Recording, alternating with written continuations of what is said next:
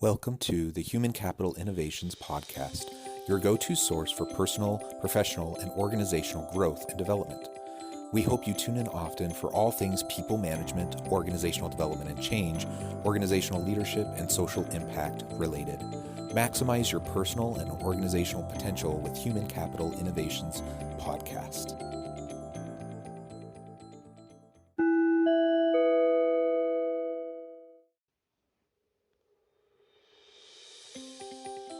Welcome to the Human Capital Innovations Podcast. In this HCI podcast episode, I talk with John Laurito about leadership shifts, recognizing leadership potential, and keeping your A players.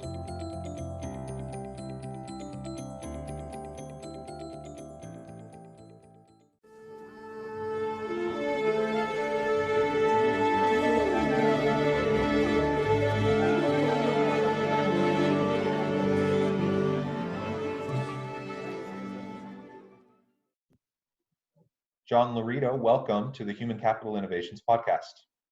Thank you, Jonathan. Great to be here. Yeah, I'm excited for this conversation today. I know you have your own podcast. You have a lot of experience around these topics that we're going to be exploring about leadership shifts, recognizing leadership potential in others, and really helping to attract and retain your A players within the organization. So all really great topics. Things that I'm super interested and passionate about, and the types of topics that you explore a lot in your own podcast and in your own work. As we get started, I just wanted to share John's bio with everybody. For 20 plus years, John Laurito has been leading organizations in the financial services industry. John has developed a reputation as a turnaround expert with 4 successful and dramatic transformations of organizations. These included leading the 100th ranked out of 110 Ameriprise office in Hartford, Connecticut to the #1 in the country, and taking a Boston agency of Penn Mutual from last in national ranking to winning the prestigious President's Award twice, and Excellence Award 3 times. He currently speaks on stages worldwide on the topic of leadership and is the host of Tomorrow's Leader podcast. Again, great background, obviously some really exceptional experience. I look forward to talking with you and giving you a chance to share with my listeners your expertise and possible tips for how they can thrive in their own organizations. You got it, Jonathan. That was one heck of an intro. Well, let's continue along that vein. So I would love to just hear from you a little bit more about your background, a little bit more personal context, and how did you get to where you're at and doing what you're doing? So I started in leadership probably, I started originally as a financial advisor once I got out of school, and I probably 3 or 4 years in, I started training and developing people, and I got bit by the bug. I just loved leadership, and I've always been intrigued by leadership. I've always been fascinated by people that have a lot of influence and positive impact, and why they have so much influence and positive impact. I've just always been fascinated and studied it. So when I got into leadership, I realized how passionate I was. I enjoyed it. I was good at it. I obviously made a lot of mistakes as well and learned from that. But I started getting, I think after 20 years of leading organizations in the financial services community, I started to work on developing other people outside the industry. I started to get involved in speaking and being asked to speak at different conferences. And that started to get me thinking more about doing this on kind of in a broader way and being able to impact more people. So at the beginning of this year, after thinking about it and planning it for a couple of years, at the beginning of this year, I went off on my own and started my own consulting and leadership training and development business, which is what I do now. And I love it. Interesting time because, a month or less than a month after I went on my own is when the COVID pandemic hit and transformed all of our lives. but there's been a tremendous amount of positive things that have come from that. And I would not change a thing about it in terms of the timing of when I went off on my own. So that's what I'm doing. And that's a little bit about my background. Fascinating. I appreciate you sharing that. And, you know, it's an interesting story. I've heard it repeated, a similar type of story repeated many, many times this year, just because COVID caught everyone off guard so much. And you're not the first person that decided to hang out their shingle, you know, and then all of a sudden had their world turned upside down. But as you mentioned, just though there's difficulties that come with something like a pandemic and the type of shift that we've been seeing, it also provides a lot of new opportunities. And I've certainly experienced both sides of that myself. You know, I've seen both for me personally, my wife, my family, you know, things that have been challenging and difficult, but other new things that have come from all of this that wouldn't have emerged otherwise. And so, not to minimize anyone's pain or grief or the challenges that they might be facing, but I do think that, you know, when we face difficulties, oftentimes there are opportunities that come amidst those challenges. Yeah, I couldn't agree more. I mean, I think what's happened is, everybody's been forced out of their comfort zone, whatever that's been, and whatever, and businesses, people in general, we've all had to adapt in some way, and our lives have changed. I mean, even the way that we conduct business. I know many businesses that everything was done physically in person, and they've now converted entirely to doing things over Zoom meetings. And I think people, because of that, have realized, wow, there's a lot. I can't tell you how many leaders I've talked to that have said, wow, you know what? We're going to change our model permanently. We are not going to house everybody in expensive real estate in an office. We're going to allow people to work from home because they're actually more productive, and we can actually build an organization even more effectively and do what we're trying to do more effectively this way. And it's really transformed people. I think, I know when I started my business, my vision was I was going to be speaking on a stage every single week. And I remember when I left in January or in February, I had keynote presentations booked. I had a TED Talk booked, all this stuff. And very quickly it all evaporated. And I remember thinking, wow, okay, I almost, went into panic mode. I'm like, what am I going to, this was my business. But it forced me in a different direction. I do virtual presentations now. I'm doing more consulting work that I never would have been doing had I stuck to my original plan. It pushed me in a whole new direction that's actually paid off tremendously well because I can do what I love doing in a different environment and a different delivery mechanism. And so I think about that. I know a lot of businesses there's some businesses that have just been paralysis. They've been paralyzed. They don't know what to do. They didn't adapt. They didn't pivot. And because of that, unfortunately, they're not doing well, or some are going out of business. But I also know many businesses that have thrived because they've changed their model and thought differently. And it's just pushed people to a whole stepping outside their comfort zone. Yeah, and stepping outside the comfort zone is really what's required, I think, of a modern leader. That actually brings me to my first real question for you today. I know you talk about leadership shifts, and certainly, something like a pandemic has upturned everyone's world and requires organizations to pivot.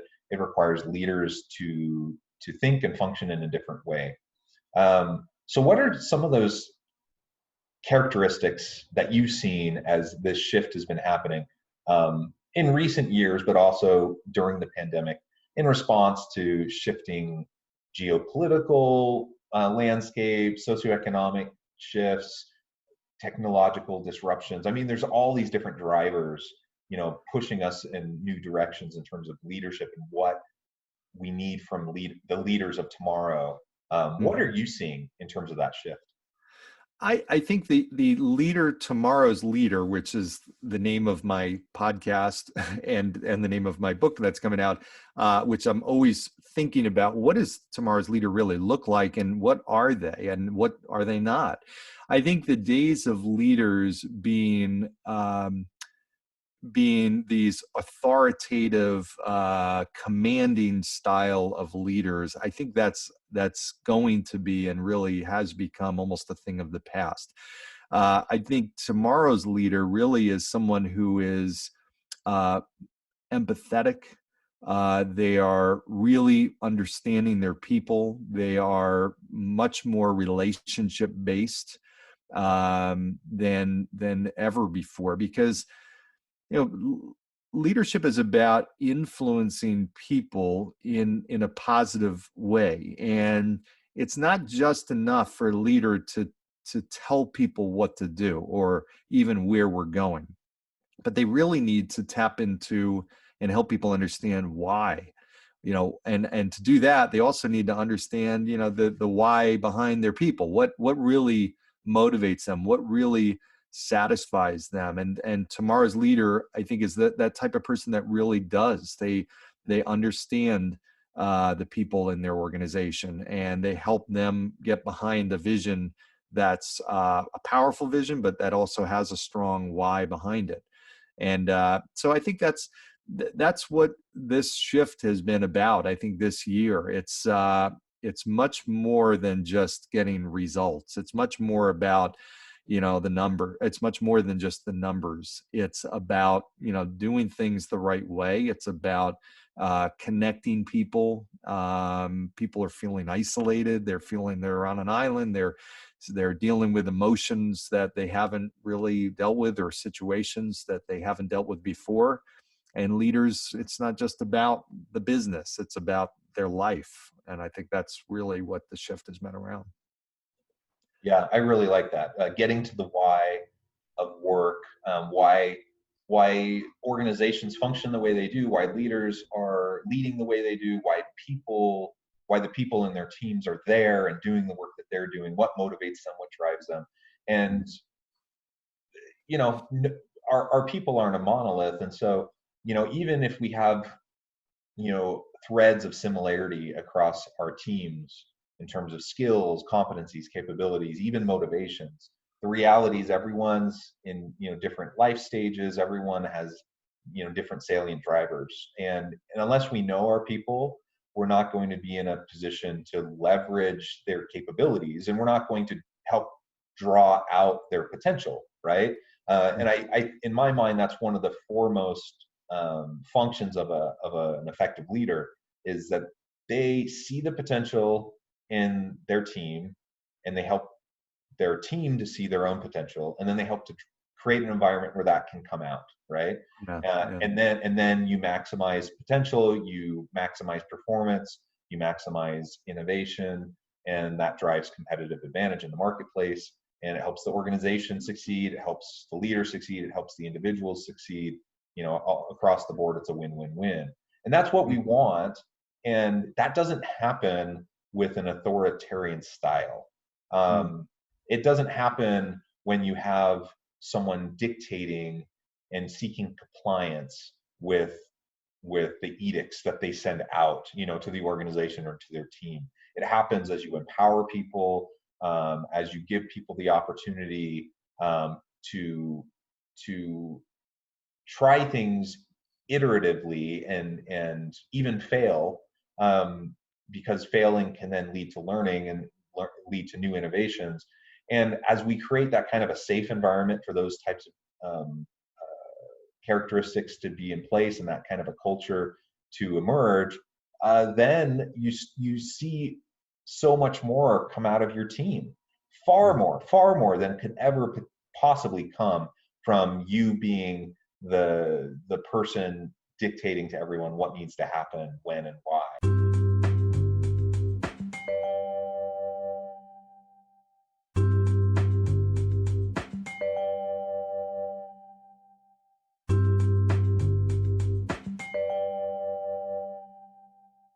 It's really about developing people. There's two different mentalities. There's a mentality that, okay, I've, as a company or as a leader, I'm always trying to determine who the best people are and who the people in the middle are and who the people on the bottom are, and cut the bottom people and recruit in better people.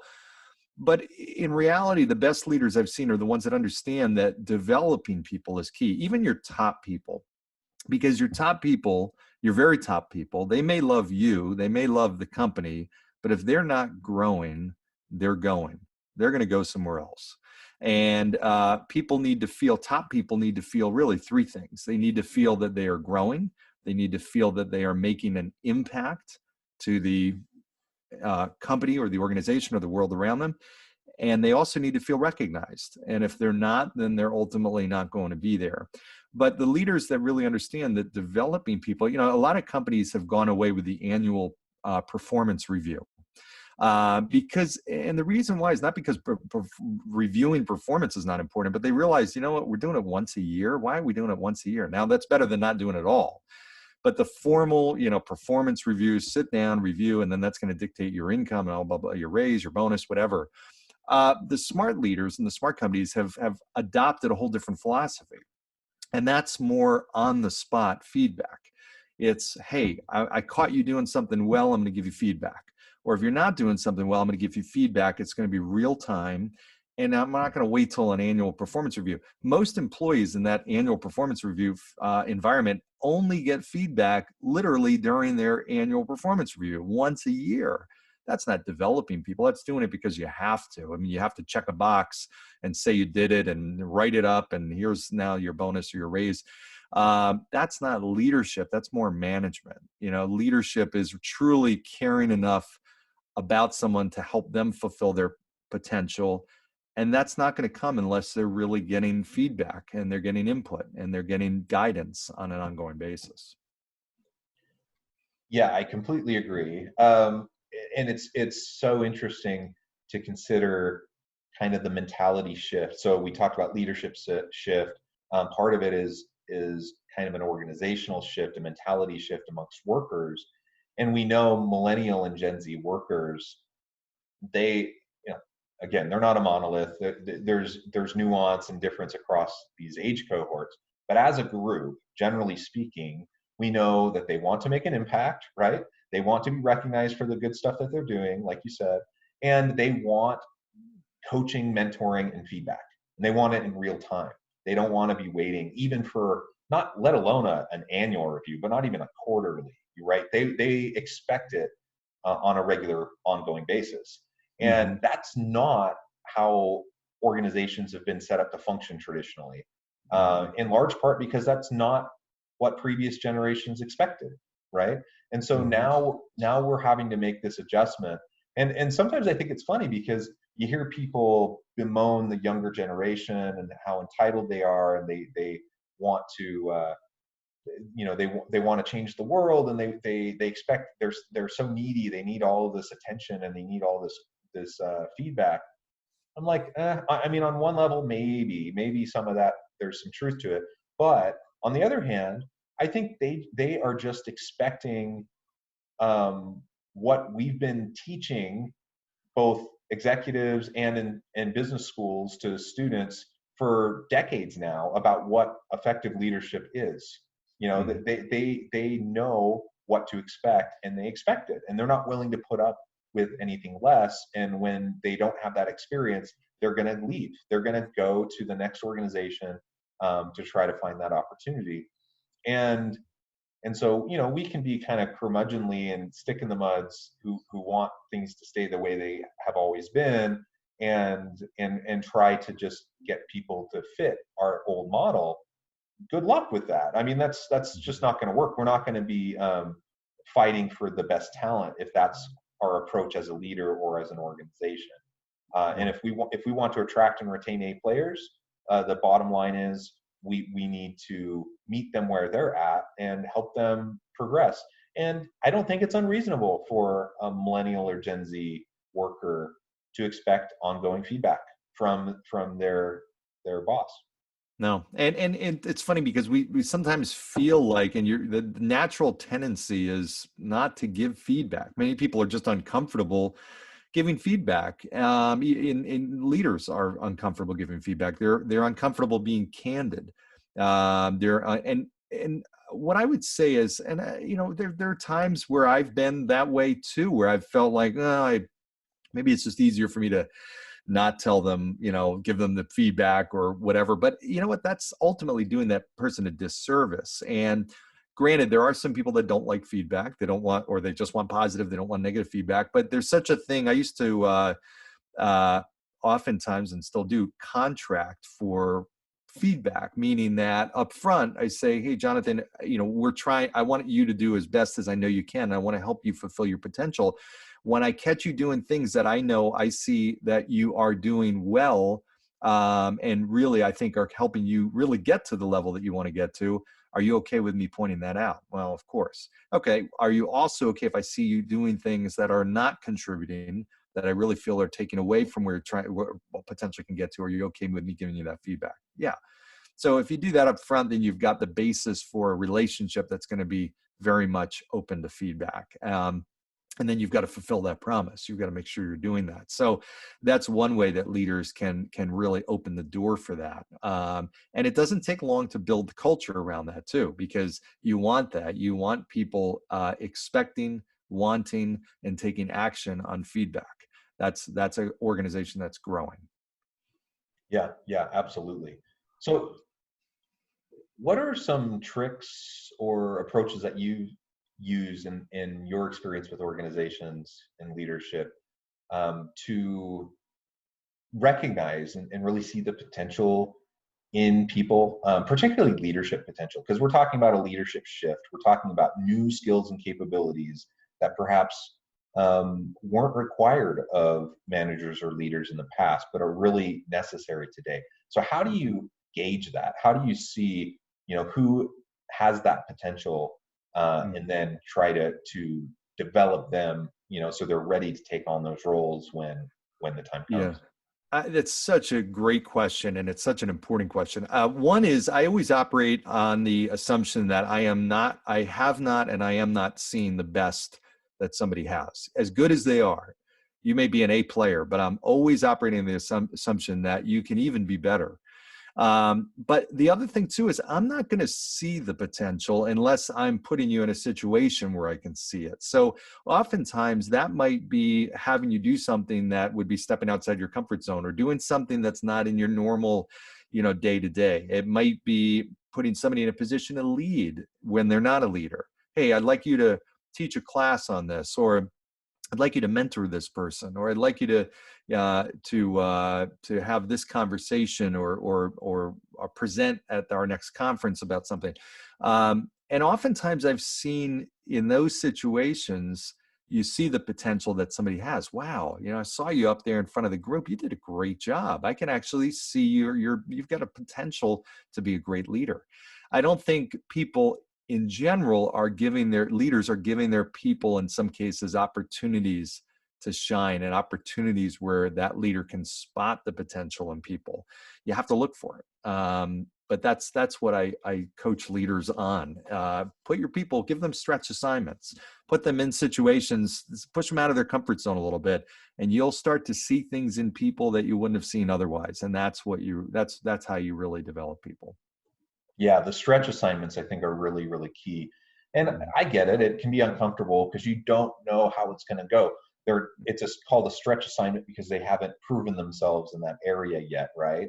And so sometimes it won't go great, and perhaps there will be some failure involved, or at least it won't live up to kind of the level that you hope it will. But you have to do it, and you mentor and you coach and you help them along, and then in many cases people will rise to the occasion, and they'll show you what they're made of, and then that brings it into play everything that you were just talking about. It then that provides a huge amount of benefit to the organization. And even if it doesn't go particularly well, even if it didn't work out, you still learned something important. Mhm. You've still given them the opportunity, and just because it didn't work this one time doesn't mean they won't be able to grow into that kind of capabilities in the future. But it highlights the gaps, and it highlights where the coaching, mentoring, and development can occur. Exactly. Absolutely right. Yeah. So you've already referred a little bit to keeping the best people. Let's say we have a great leader, they see potential in people, they're working along the lines that we've been discussing, um, but you find yourself in an organization or in a culture where you just see the best people leaving on a regular basis. What's going wrong there, and how can we stop that outflow of good talent? Yeah, I think that the organization and the leader has to really assess, what are we doing for our top people? How are we developing them? Because if they are not investing in those people, to my prior point, if they don't feel they're growing, they're going to go. Top people don't like that feeling of not growing, of getting stale or plateauing. So I think that's the first thing. If you don't have a clear answer to that question, what am I doing? How we invest in our top people? Then you're probably not, or you're not doing it enough. Very rarely do I see retention problems or a lot of turnover in an organization that is doing that. Do you have a culture of promoting from within, or are you constantly looking for people outside? That's not good. You want to have an environment where you're promoting, not always from within, but certainly giving people opportunities, because that can be also very disheartening to an A player when they see those opportunities going to people that aren't in the organization. So those are typically the signs, the biggest signs that cause those problems. Yeah, excellent. Well, John, it has been a real pleasure talking with you. The time has flown, and we're almost to the end of our time together today. But before we part ways, I just wanted to give you a chance to share with listeners how they can get connected with you, and give the final word on our topic Absolutely. today. Thanks, Jonathan. They can get a hold of me either my website, which is lauritogroup.com. That's LAURITOGROUP.com. Or they can check out my podcast, which is Tomorrow's Leader, on all the podcast platforms, as well as YouTube. And keep an eye out for my book coming out, which should be in the next few months, called Tomorrow's Leader. Excellent, excellent. Thank you, John. It's been a real pleasure. I hope listeners will reach out, get connected with John, check out his book, find out more about what he can do for you and your organization. And as always, I hope everyone can stay healthy and safe. I hope you can find meaning and purpose at work each and every day. And I hope you all have a great week.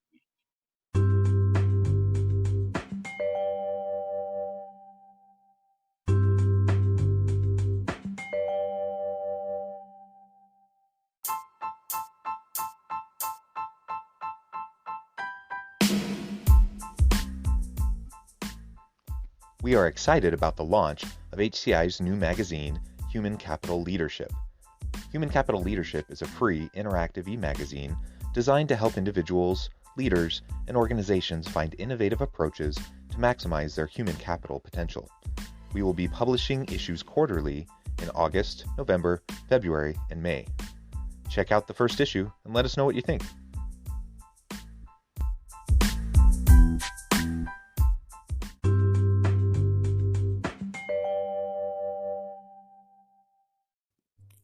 Thanks again for joining us for this episode of the Human Capital Innovations Podcast. I hope you stay healthy and safe and that you have a great week.